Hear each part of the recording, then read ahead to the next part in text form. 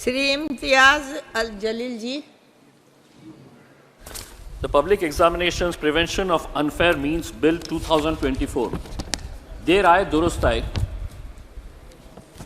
Madam, अगर ये bill आज से 5 साल पहले अगर आ गया होता तो 1,40,00,000 बच्चे जो सरकारी नौकरी हासिल करने के लिए, महज 1,04,000 नौकरी हासिल करने के लिए 1,40,00,000 बच्चे जो दिन और रात मेहनत किए, पढ़ाई किए, एग्जामिनेशन के अंदर बैठे, बाद में पता चला कि पेपर लीक हो गया था, एग्ज़ाम कैंसिल हो गया, कई बच्चे एग्जामिनेशन के अंदर बैठ नहीं पाए क्योंकि उससे पहले ही पेपर लीक हो गया था। अगर 5 साल पहले ये बिल आ जाता तो इन्हें इतना खामियाजा भुगतना नहीं पड़ा होता। सवाल ये है कि 1,40,00,000 नौकरियों, 1,40,00,000 बच्चे, नौकरियां कितनी? तो 1,04,000। अगर ये पूरे के पूरे चले भी जाते तो 1,39,00,000 बच्चे तब भी बेरोजगार रहते। आपने इस बिल के जरिए जो सेंट्रल गवर्नमेंट के जो एजेंसीज है, जैसे ऑर्गेनाइजेशंस है, इंस्टीट्यूशंस है, यूपीएससी है, staff selection commission, railway recruitment board, ऐसी जितनी भी सेंट्रल गवर्नमेंट की है, उसको इस बिल के दायरे के अंदर लेकर आए हैं। हमारी ये मांग है कि जो राज्य सरकार के जो प्रमुख एग्जामिनेशंस होते हैं उनको भी इस बिल के दायरे के अंदर इसलिए लाना जरूरी हो गया है कि कई राज्य सरकार के नेताओं और कई राज्य सरकार द्वारा ही पेपर लीक के मामले सामने आए हैं। इसीलिए इसको इस बिल के अंदर उन्हें भी लाना जरूरी है। ये जो बिल लाया गया है इसमें हम मंत्री जी से ये पूछना चाहेंगे कि थेफ्ट, एक्सटॉर्शन, रॉबरी और डिस्ट्रक्शन ऑफ क्वेश्चन पेपर्स, इसके लिए सजा का क्या प्रावधान? तो बताया गया है नो स्पेसिफिक प्रोविजन।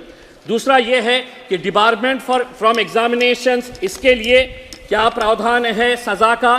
तो नो स्पेसिफिक प्रोविजंस।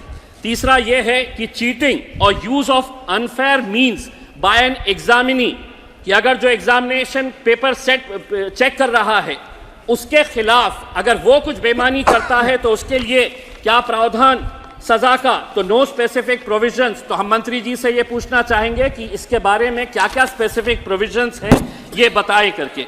मंत्री जी ने जब अपना ये बिल को पेश कर रहे थे तो स्वाभाविक है आपके विरोधी राज्य जो है उन्हीं के बारे में आप जिक्र करेंगे। आपने राजस्थान का जिक्र कर लिया, पश्चिम बंगाल का जिक्र कर लिया, लेकिन क्या बेईमानी आपके राज्यों के अंदर जो हो रही है उसका जिक्र नहीं करेंगे आप? मैं महाराष्ट्र से आता हूं, मैं महाराष्ट्र के अंदर कितनी बेईमानियां हुई है। टीईटी का एग्जामिनेशन, क्या होता है टीईटी का एग्जामिनेशन? चेयरपर्सन मैडम, टीईटी का एग्जामिनेशन होता है कि जो टीचर बनना चाहते हैं उसके अंदर महाराष्ट्र के अंदर एक घोटाला हुआ, एक एक टीचर से 4-4 लाख रुपए लिया गया। पुलिस का कहना है कि 240 करोड़ रुपए का घोटाला है। शिक्षा का स्तर कितना नीचे गिर चुका है इससे आप अंदाजा लगा सकते हैं कि जो टीचर बन रहे हैं वो पैसा देकर टीचर बनना चाहते हैं।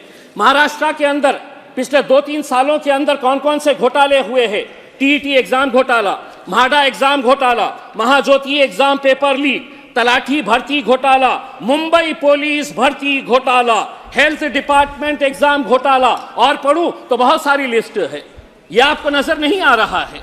मेरा तो यह कहना है कि जहां जहां पर भी ये घोटाले हुए हैं उनके खिलाफ सख्त कार्रवाई होनी चाहिए। और दूसरा यह है मंत्री जी, जो बच्चे एग्जाम के अंदर बैठ रहे हैं, एक एक ग्रामीण इलाके का, रूरल एरिया का बच्चा 6-6 एग्जाम के अंदर बैठता है, केंद्र सरकार के, राज्य सरकार के, उससे आप पैसा लेते हैं, एग्जामिनेशन फीस, एप्लीकेशन की फीस लेते हैं।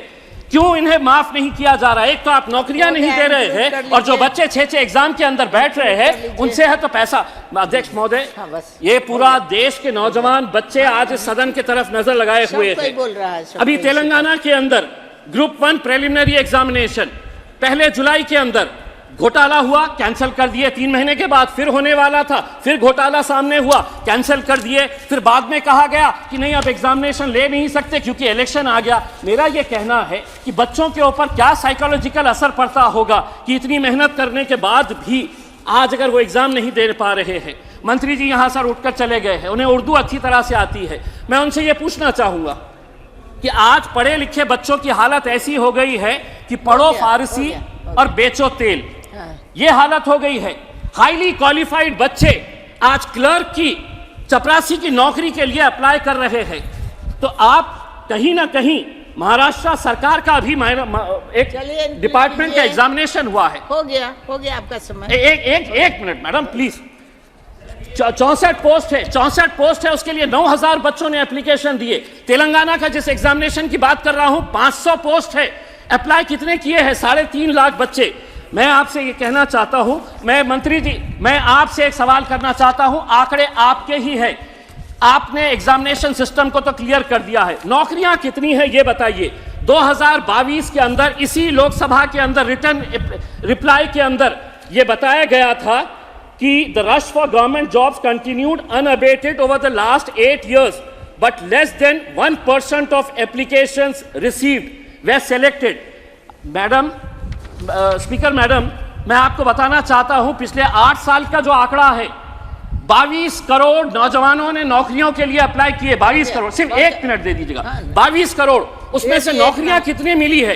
तो महज 7,22,000 बच्चों को सरकारी नौकरियां मिली है। अच्छा बोल रहे हैं। 22 करोड़ कहां पे है और 7 लाख कहां पे है? उसके बावजूद भी आप अपनी पीठ थपथपा रहे हैं। अब मैडम स्पीकर, कल हमने प्रधानमंत्री जी का भाषण सुना, 2 घंटे तक वो बोलते रहे कि कितना अच्छा रहा है करके, हमने मंदिर बना दिए, हमने ये बना दिए, आप अपनी पीठ थपथपाते रहे। मोदी जी की गारंटी है करके जब उन्होंने कहा तो आप सभी ने तालियां बजाए, बेंच को बजा बजा कर अपने हाथ दुखा दिए। क्या मोदी जी की गारंटी यहाँ के इस देश के सब कुछ का? जी जी बैठा जा, प्लीज बैठा जा, चलिए।